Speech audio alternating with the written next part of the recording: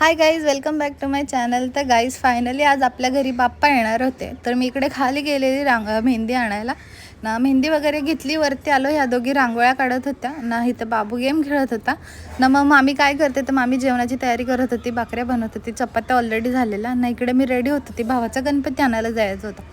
मग आवरून आम्ही निघालो डायरेक्ट गणपती घ्यायला. गणपती घेतला आणि निघालो. पोरं इकडे डान्स करत होती, माझ्या हातात रुद्र होता आणि ते सगळे डान्स वगैरे करत घरी व्यवस्थित पोचलो. मग त्याच्यानंतर मला जायचं होतं आपला गणपती आणायला. मग आपला गणपती घ्यायला गेलो तर तिथे खूप लाईन होती. मग फायनली आपला नंबर आला. मग गणपतीला घेतला. ऑलरेडी 12:30 झालेले, खूप उशीर झाला गणपती घ्यायला. मग बाप्पाला घेतलं, कारण बाप्पा एवढे देखणे दिसत होते की सगळ्यांना खूप आवडले. मग बाप्पाला घेऊन आपण निघालो. फायनली घरी पोचलो.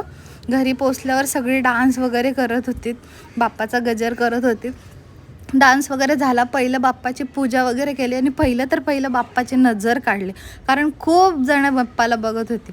असं वाटतं खरंच मूर्तीमध्ये जीव आला आहे. मग बाप्पाला घरी आणलं, त्यांची स्थापना वगैरे केली आणि आपला सिम्पल डेकोरेशन होता, काही जास्त नव्हता. That's it. थँक्यू. उद्या भेटूयात. बाय.